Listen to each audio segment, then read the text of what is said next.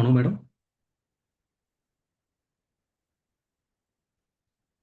Yes, sir. Can we start, sir? Yes, ma'am, please. I will give the introductions. So, good morning, everyone. Welcome to the Ocean Research Knowledge Series, Day 5, morning session, organized by Center for Ocean Research and National Facility for Coastal and Marine Research, Satyabama Institute of Science and Technology, aimed at promoting knowledge and innovation in ocean sciences. Today, we have with us Dr. R. Thirunyana Sambandam to give you a lecture on the topic, Applications of Bacterial Whole Genome Sequencing in Marine Research. So, we are delighted to have you with us, sir. Over to you. Thank you. Thank you. Thank you, madam. So, shall I share the screen now? Yes, sir. Yes, sir. You can share now. Please accept the request, ma'am, for sharing. You can share directly, sir. We have, I will make you as a co-host now. Okay. Mr. Taufik, are you there?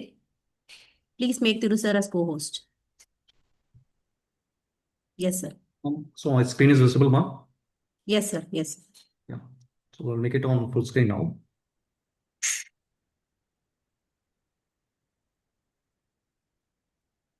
Yeah. Is visible on full screen, madam? Yes, sir. Yeah. So, you can proceed, sir. Thank you. Yeah. Thank you very much for giving me this opportunity. So, before I'm starting to my presentations, I would like to thank the management of Satyabama Institute of Science and Technology and respected Vice Chancellor Madam and respected Dr. Inbakandan sir, head of the department. So, for giving me this wonderful opportunities in this particular forum. So, today my talk is focused on application of bacterial whole genome sequencing in marine biology research. So what are the outline of the talk I will be covered in this particular presentations. So before going to the whole genome sequencing, so what are the facilities available at Center for Ocean Research as well as National Facility for Coastal and Marine Research? Then what is the definition of genome? Then DNA sequencing. We have to discuss about whole genome sequencing and what are the process involved in the whole genome sequencing. Then comparison between Sanger sequencing and next generation sequencing, the application of next generation sequencing technologies, then finally application of whole genome sequencing in marine research. So coming to the National Facility for Coastal and Marine Research. So this facility was inaugurated in the year 2024, technically supported by Ministry of Earth Sciences.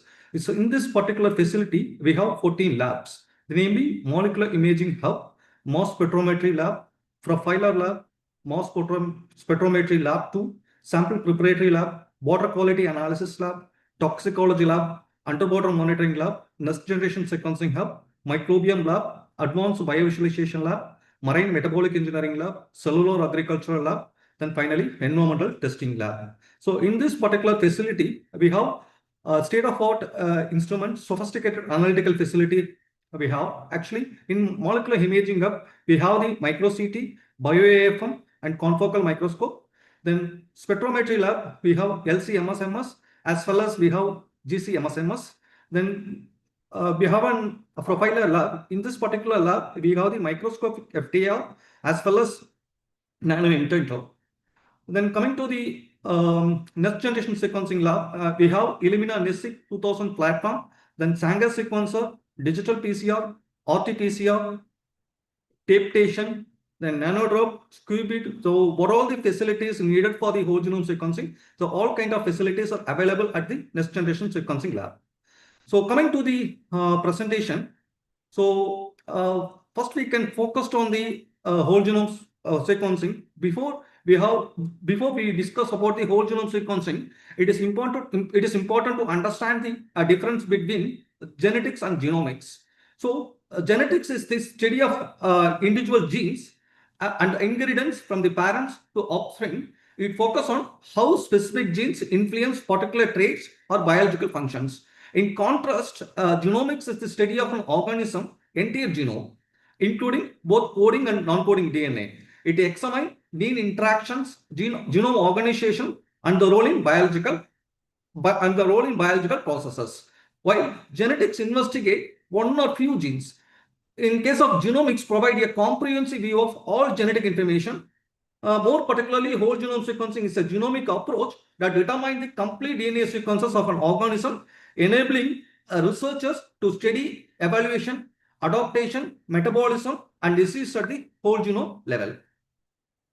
Then coming to the genome is a complete set of genetic material, that is a DNA present in the organism. It contains all information required for the organism growth, development, reproduction, and survival. The genome sizes varies from one organism to other organisms. For example, bacterial genomes typically contain around 0.6 to 10 million base pairs, while the human genome contains approximately 3 million base pairs. The genome includes both protein coding genes and non-coding genes, which regulate the gene expression and other cellular functions.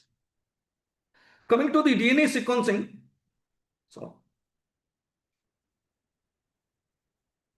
so coming to the DNA, what are the whole genome process involved in the WGS process, in the sense, better we can collect the bacterial culture, so we can identify the pure colonies, then go for the DNA extraction. So after DNA extraction, we go for the DNA fragmentation, that is DNA sharing, then DNA library preparation.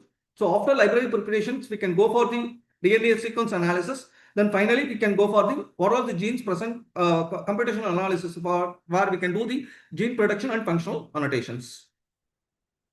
So here I have played on small videos. So we have an Illumina NISIC 2000 platform. In this particular platform, so what are the sequencing by synthesis chemistry is involved in this process will be explained in these small videos.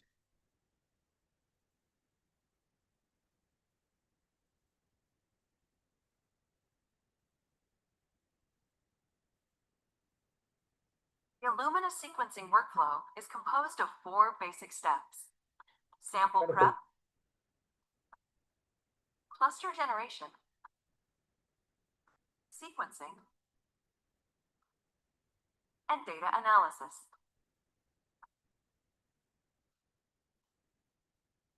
There are a number of different ways to prepare samples. All preparation methods add adapters to the ends of the DNA fragments. Through reduced cycle amplification, additional motifs are introduced, such as the sequencing binding site, indices, and regions complementary to the flow cell oligos. So in this particular video, so we have to focus on how to prepare the sample preparation, then how to do the DNA construction, then how sequencing will be occurred in this Illumina particular platform. So in this particular, we have used flow cells capacities like 120 GP of flow cells. Then how to do the data analysis part. In this particular video, so it will be focused. Clustering is a process where each fragment molecule is isothermally amplified. The flow cell is a glass slide with lanes. Each lane is a channel coated with a lawn, composed of 2 types of oligos: Hybridization is enabled by the first of the two types of oligos on the surface. This oligo is complementary to the adapter region on one of the fragment strands. A polymerase creates a complement of the hybridized fragment. The double-stranded molecule is denatured. The original template is washed away. The strands are clonally amplified through bridge amplification. In this process, the strand folds over and the adapter region hybridizes to the second type of oligo on the flow cell. Polymerases generate the complementary strand, forming a double-stranded bridge. This bridge is denatured, resulting in two single-stranded copies of the molecule that are tethered to the flow cell. The process is then repeated over and over and occurs simultaneously for millions of clusters, resulting in clonal amplification of all the fragments. After bridge amplification, the reverse strands are cleaved and washed off, leaving only the forward strands. The 3' ends are blocked to prevent unwanted priming.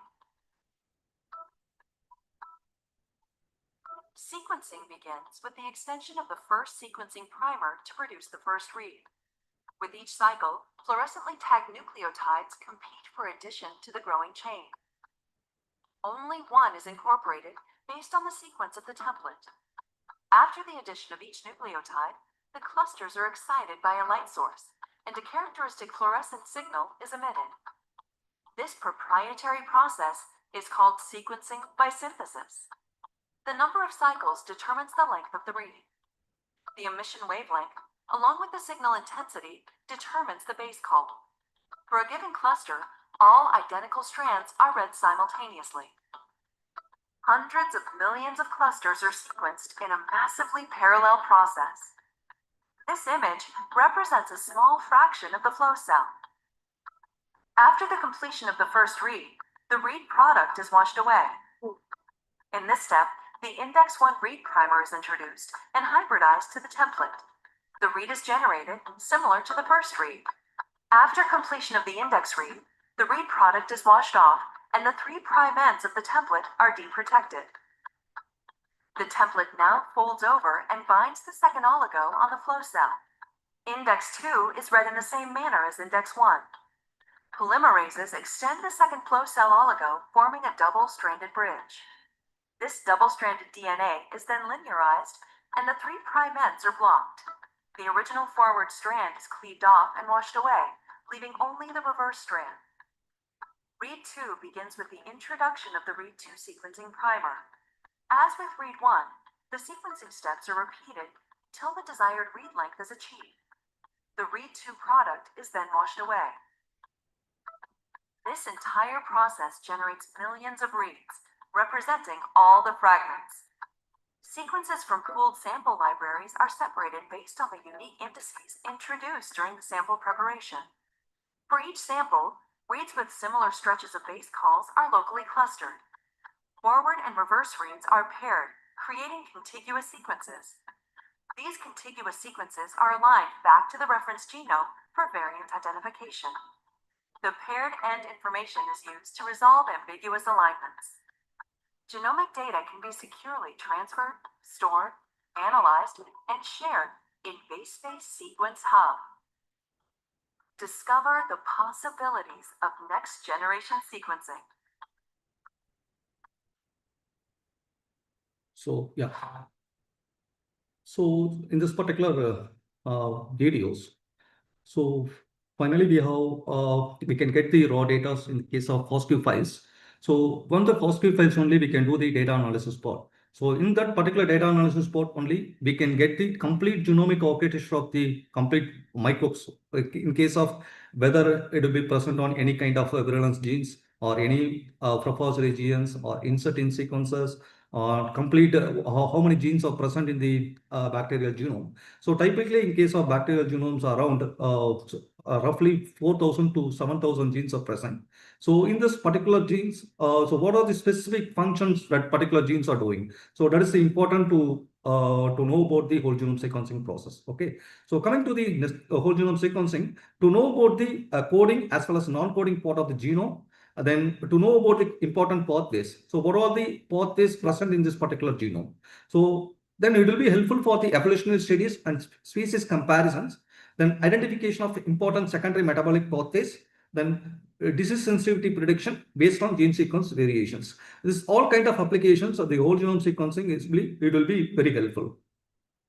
So before we can go for the whole genome sequencing, so some of the model organism to know about the what is the genome size present in the samples, then accordingly we can generate the output of the data. Okay, so where in coming case of prokaryotic cells like E. coli, the genome size is around 4.6 MPs. The total number of genes present in this E. coli genome is around 4,300. So simultaneously, in case of eukaryotes like Saccharomyces, the genome size is around 12 MPs. Then number of protein coding genes are present in this eukaryotes like Saccharomyces is around 5,800 genes. So accordingly, C. elegans and Arabidopsis thylana, then Drosophila melanogaster, then and musculus. So once we can know about the genome size, then only we can how much data we can generate, and how it will be helpful for the what all the analysis we can need it. So that in case it will be better we can understood the complete model organisms. Okay.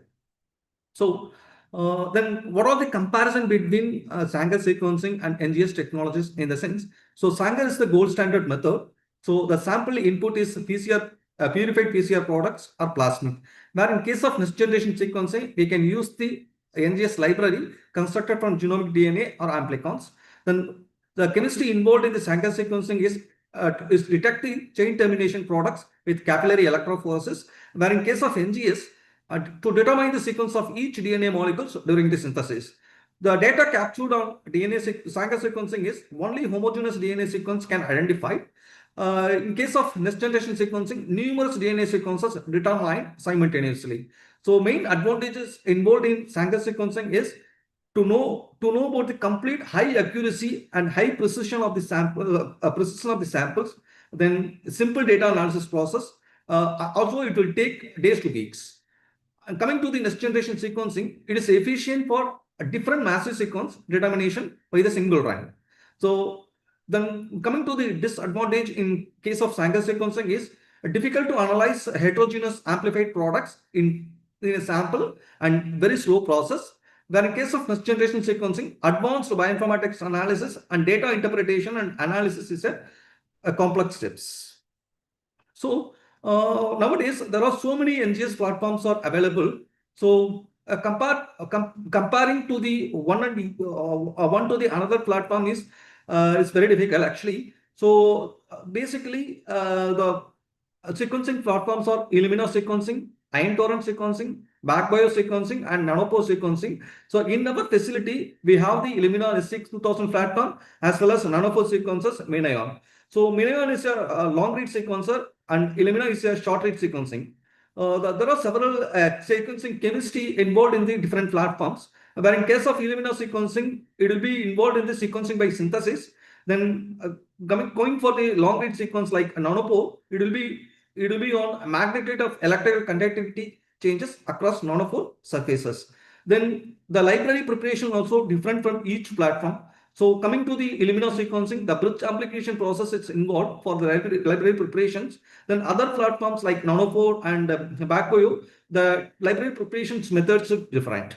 So main advantages comparing to the other platform is Illumina is the high precision and low cost per base and least error rate compared to the other sequencing platforms. So, where in case of NGS databases, for analyzing the WGS data, there are so many protocols and so many tools and databases we can use.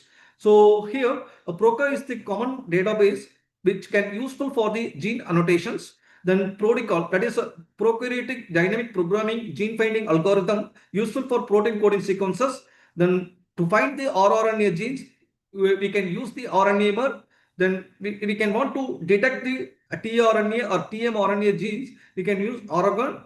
Then to know about the complete orthologous group of bacteria present in this particular samples, to know the COG databases, it will be described the orthologous relationship of gene consequences. Then GO database represent the gene and gene product trace across all species. Then pathway analysis, we can identify the we can use the databases. Then we can know about the propagation identification. We can use to forge search tool. Then to find the inserting sequences, we can use IS Saga tool. And to know about the identification of virulence factor genes, we can use universally available VFDB database, virulence factor databases. Then phylogenetic tree construction, universally we can use MegaX. Then to comparison of the genome, like pangenome analysis, to use the RORI pipelines.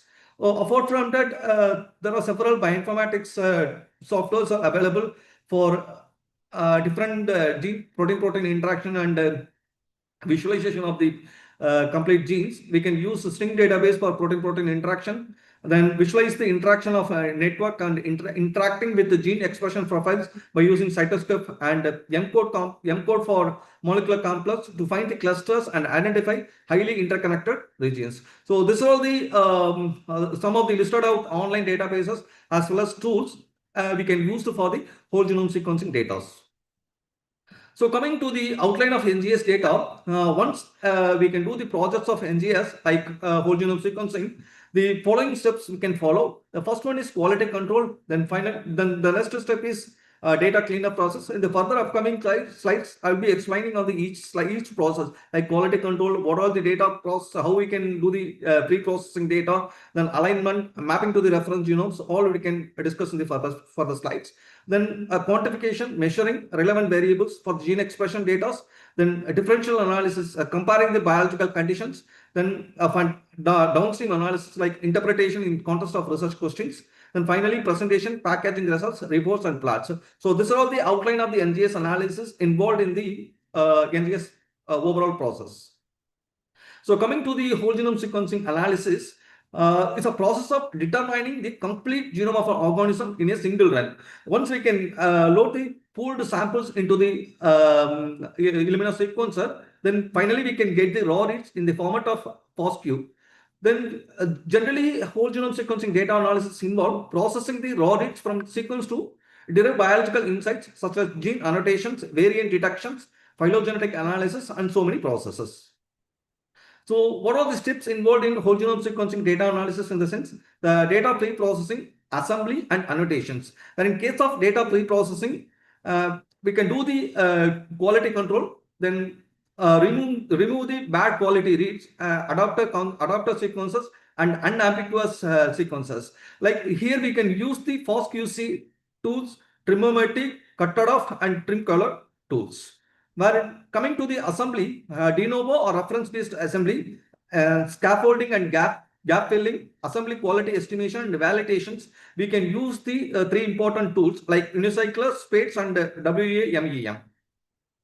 Coming to the annotations, generally we can use the PROCA tool for the gene prediction and functional annotation. So functional annotations will vary for different functional annotations we can analyze, where in case of cluster of orthologous proof, gene ontology, virulence factor database, profile regions, uncertain sequences, and so on. Okay.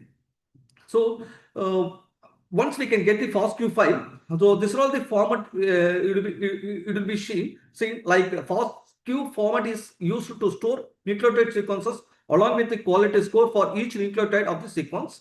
Then each sequence represents 4 lines. The headers start with the @ character, then followed by the descriptions. So in this particular description, we can give the sample numbers or any kind of serial numbers and what are the platforms you can use. So that the things should be involved in the first lines. The second line is the sequence actually. The third one is the spacer, and finally fourth line is the quality data. So coming to the data pre-processing, the sequencing platform may generate errors, including poor quality reads, base calculations, and PCR duplicates. So there are so many errors out there. So here only we can use the cutoff and several bioinformatics tools to remove the unqualified data. We can get the high quality data. Coming to the data pre-processing, there are 2 steps are involved. The first one is quality control and trimming. So already we discussed about this. The two process. So once we can get the quality data, we can measure the spread score. It is very important. The spread score is measure of the accuracy of each base call sequences. It tells the how confident the sequencer is about a specific nucleotides. So where in case of a PRETS quality score, generally we can consider the PRETS quality score is Q30. That is the probability raise is 1 in 1000. That is the accuracy of the quality score is 99.9. So this is the quality of data only. We can go for the further functional annotations.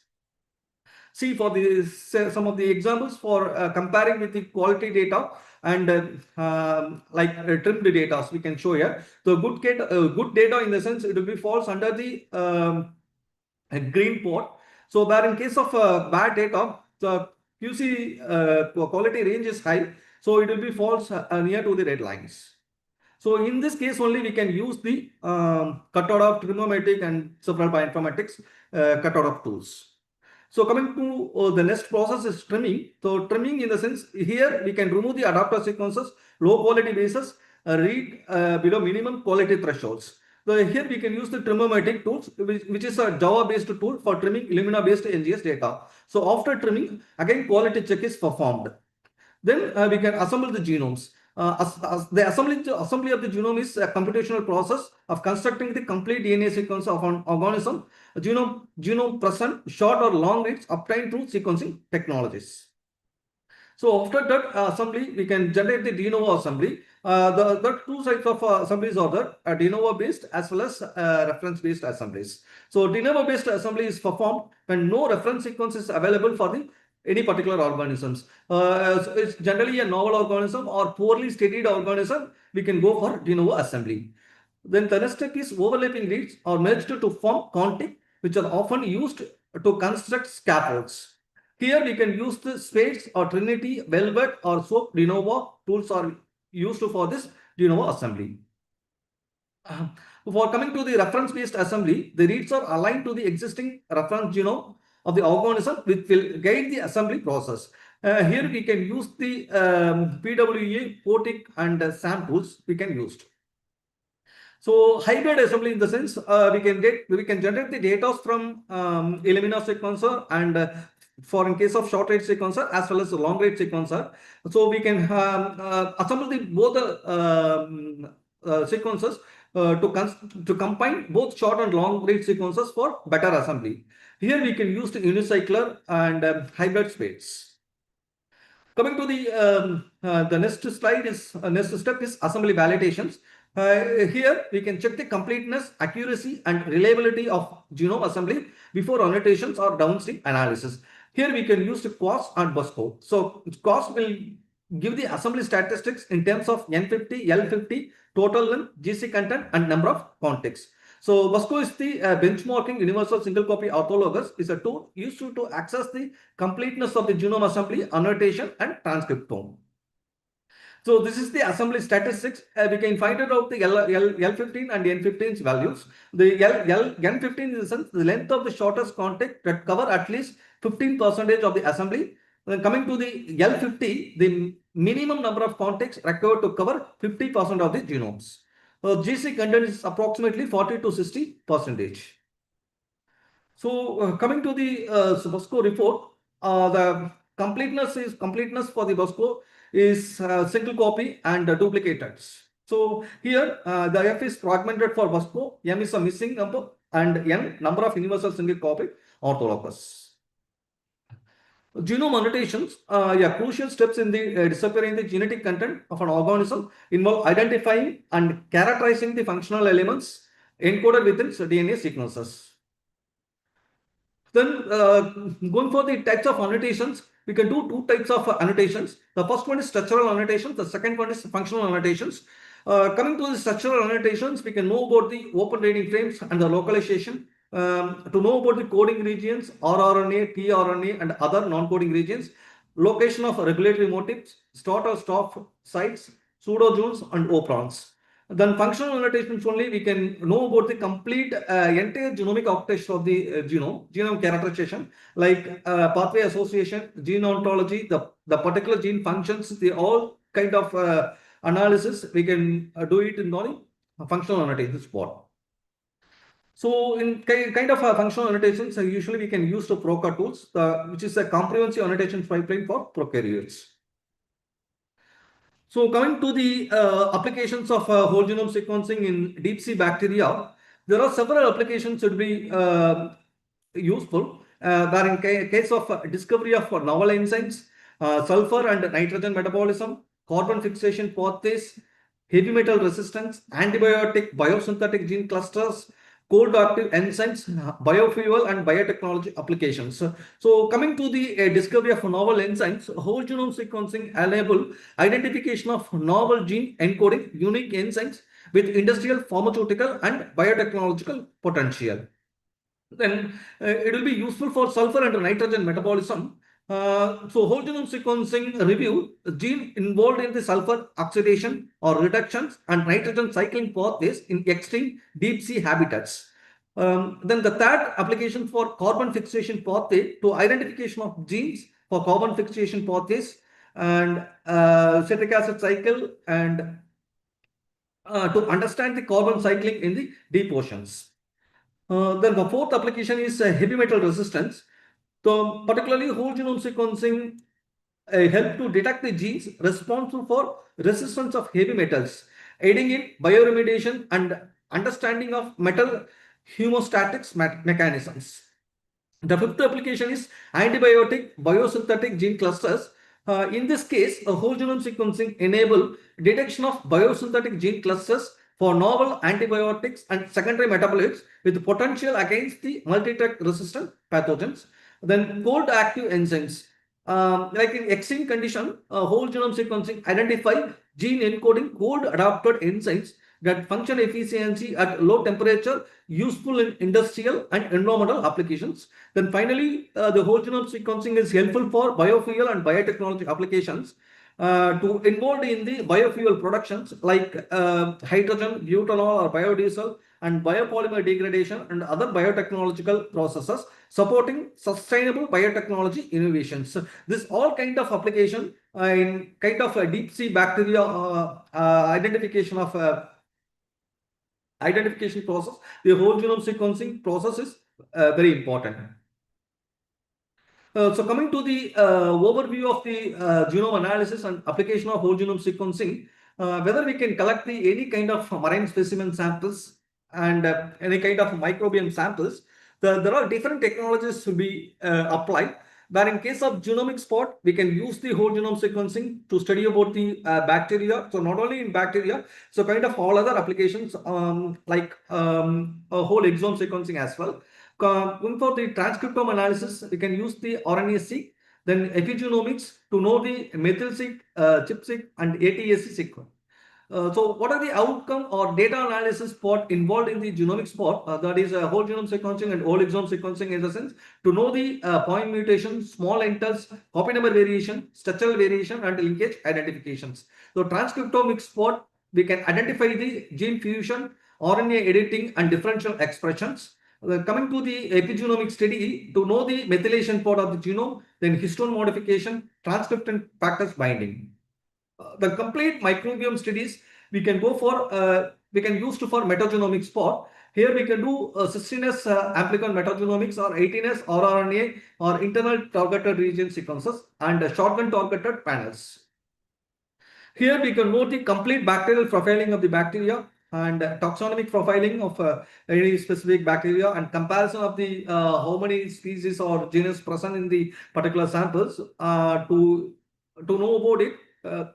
The metagenomics part is very important, and to identify the antimicrobial resistant profile and complete EDNA assessment and environmental monitoring part, the metagenomics part is very helpful. So completely in combination of the all kind of NGS technologies, it will be very helpful for functional effects of mutations, network and pathway analysis, integrative analysis. So entire whole genomic analysis and application of the next generation sequencing is very helpful for researchers and environmental conservation and diagnosis part.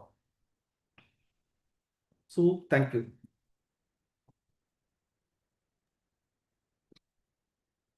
Thank you, sir.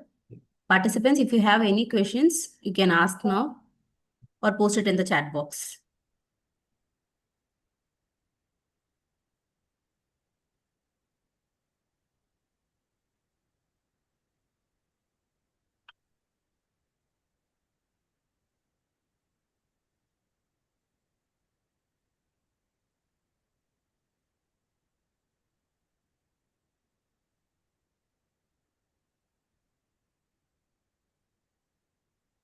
Any questions from audience side? No, sir, nothing in the chat box. Okay. I'm waiting for that.